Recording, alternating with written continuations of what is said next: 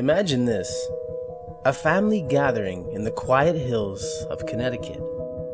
A birthday party, laughter, home-cooked food, and the warm flicker of candles on a cake.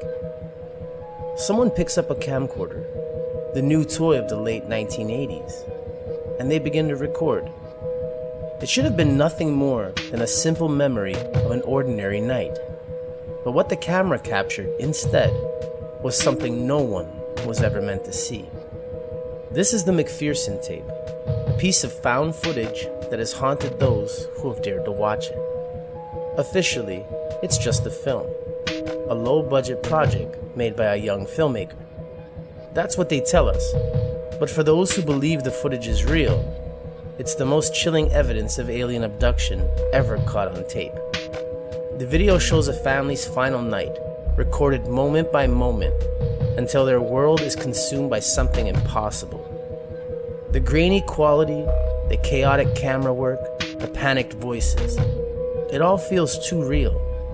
So real, in fact, that for decades, people swore it wasn't fiction at all, but the raw documentation of a family disappearing into the night. Tonight, we aren't going to treat this as entertainment. We are going to treat this as what it claims to be: proof.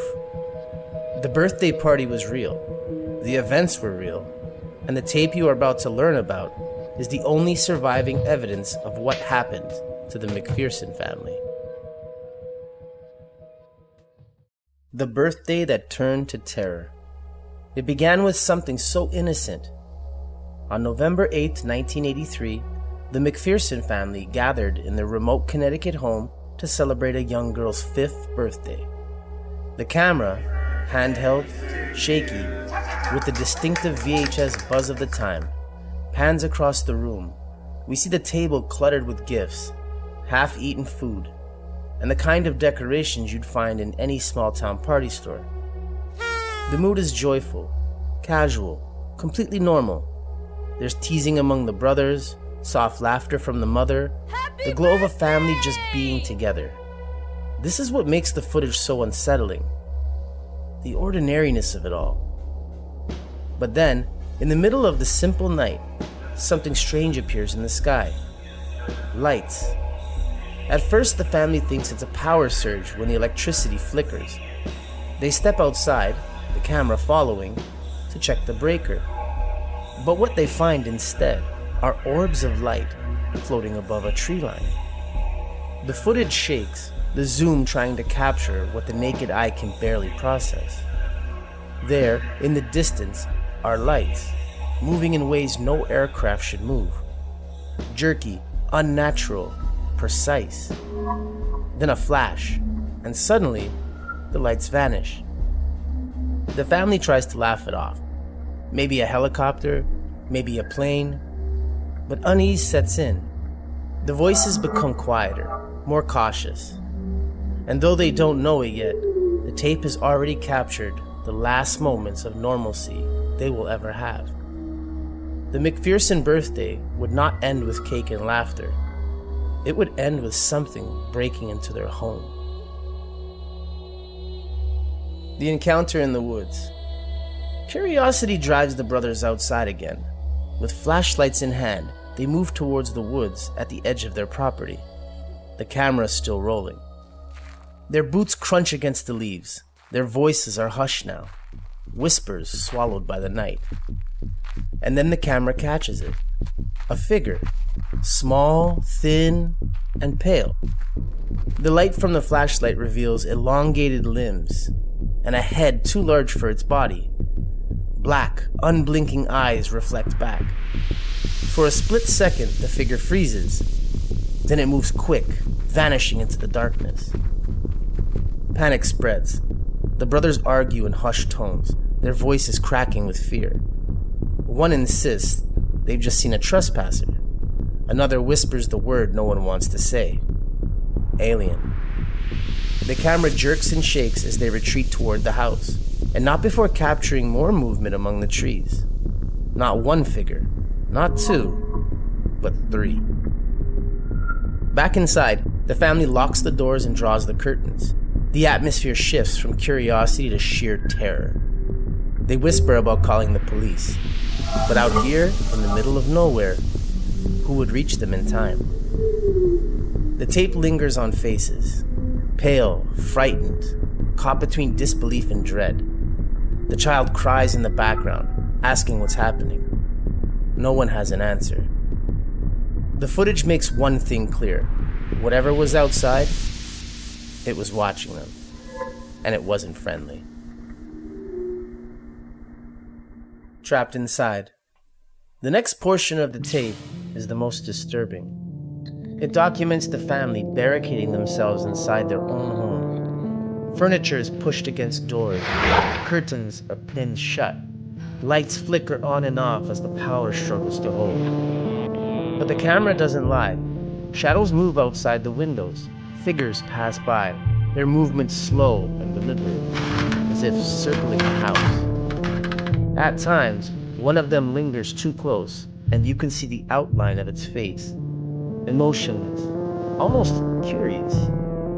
The audio crackles with panic. The family whispers, trying not to draw attention. But the child sobs loudly, terrifying. Then comes the sound that still unsettles viewers to this day. Scratching, long, deliberate scraping against the walls and windows. The sound of something intelligent, probing for weakness. The tape captures more than just fear. It captures resignation. The family seems to realize, little by little, that there is no escape. One of the brothers whispers, "I think they're inside." The camera turns, and for a brief second, a figure is caught standing in the hallway. Its skin pale, its eyes like voids, and then, static. The tape resumes in chaos, shouting, screaming, the sound of something breaking. The camera shakes violently, dropping to the floor, capturing only boots rushing past. Whatever is happening, it's no longer outside. It's here. The last moments. The final stretch of the footage is fragmented, chaotic, and utterly chilling. The camera, now in the hands of someone running, catches glimpses of overturned furniture, shattered glass, and flashes of pale figures moving unnaturally quick. They're shouting, the brothers yelling to each other, calling for their mother, for the child.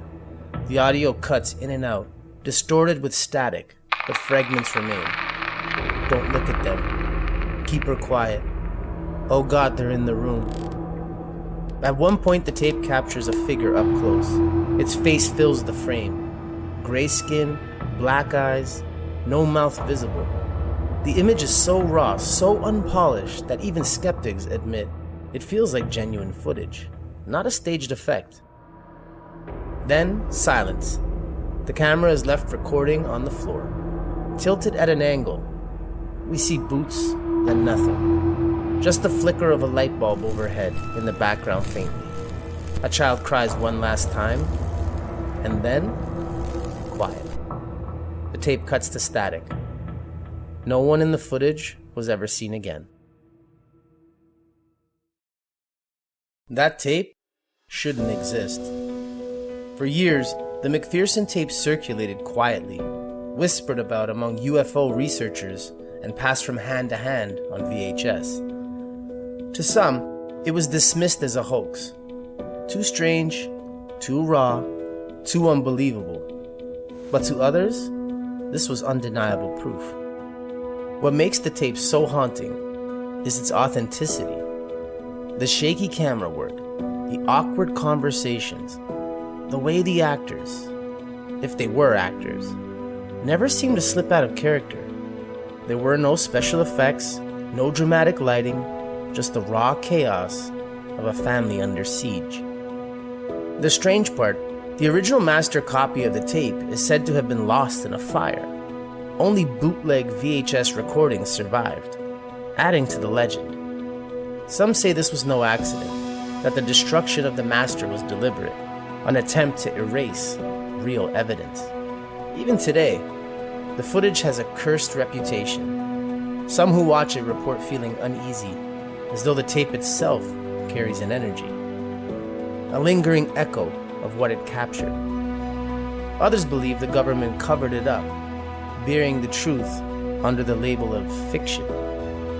But ask yourself this: if this was only a student film, why does it still feel like something we were never meant to see?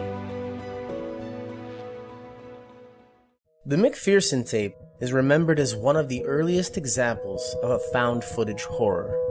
But for those who look closer, it might be something far more sinister. The shaky VHS camera didn't just capture a birthday party. It may have recorded the first real evidence of alien contact and the violent erasing of a family from history. Skeptics can argue about whether it's just a movie, but the truth is this: the tape refuses to die. It keeps resurfacing, haunting new viewers, making them question whether what they've seen is fiction or something much darker. And maybe that's the real power of the McPherson tape. It blurs the line between myth and reality, horror and history. It forces us to ask, how much of the truth has already been erased?